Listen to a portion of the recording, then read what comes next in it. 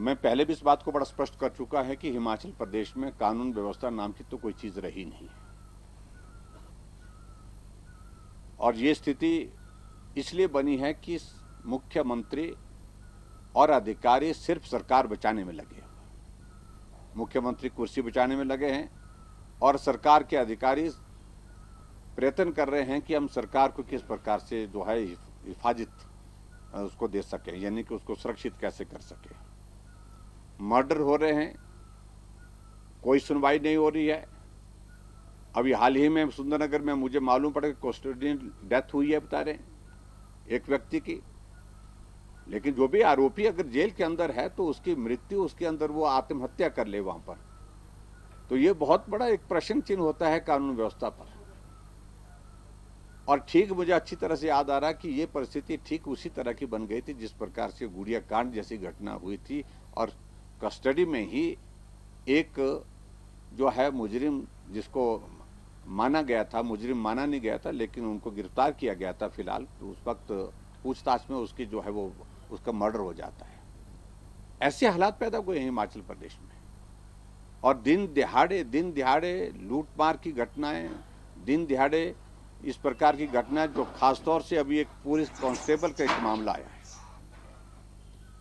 वो लगातार इस बात को कह रहे हैं कि अधिकारियों का दबाव इस कदर का था कि जो एक बहुत साधारण मामला था उसको अटेम्प्ट टू मर्डर के केस में 307 में कन्वर्ट करने के लिए मेरे ऊपर दबाव था, और जो करना संभव नहीं था कानूनी तौर पर भी और एक इंसान के तौर पर भी, और एक पुलिस ऑफिसर होने के नाते, पुलिस कर्मचारी होने के नाते भी ये उचित नहीं था। इसलिए मैंने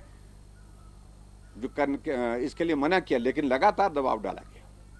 और अब हैरानी की बात है कि वो कर्मचारी, वो कांस्टेबल जो है पिछले दिनों से गायब है। उनकी पत्नी गुहार कर रही है, मुख्यमंत्री से बार बार आग्रह कर रही है कि मेरे पति को सुरक्षित मेरे पास भेजिए, परिवार के पास भेजिए, लेकिन मुख्यमंत्री उस पर जवाब देना भी मुनासिब नहीं समझ पा रहे। ये परिस्थिति हिमाचल प्रदेश में कानून व्यवस्था की बनी हुई है और मैं समझता हूं कि बहुत दुर्भाग्यपूर्ण देवभूमि हिमाचल प्रदेश में जिस प्रकार की घटनाएं घटित हो रही हैं। अभी हम देख रहे थे वहां कांगड़ा में मर्डर हो जाता है, एक लेडी की घर जाते हुए रास्ते में हत्या हो जाती है, उसका गला काट दिया जाता है पालमपुर के करीब। और इसके अलावा एक लड़की को वहां पर बस स्टैंड के पास, वहां पर पालमपुर में, उस पर दराड़ से हमला होता है और हमलावर जो है वहां पर उसको लहूलुहान कर देता है। लेकिन उस सारे मामले, वो जिंदगी और मौत के बीच में अभी तक भी जूझ रही हैं, लेकिन उसके बावजूद भी सारी चीज़ों को लेकर के सरकार को कोई बहुत गंभीरता उसमें दिखी नहीं है। तो इसलिए कानून व्यवस्था की बात अगर मैं कहूँ तो हिमाचल प्रदेश में कानून व्यवस्था पूरी तरह से जो है वो बिखरी हुई है और सारी चीज़ें इस प्रकार की बनी हुई हिमाचल प्रदेश में। सरकार सिर्फ और सिर्फ सत्ता को बचाने के लिए और कुर्सी को बचाने के लिए लगी हुई है।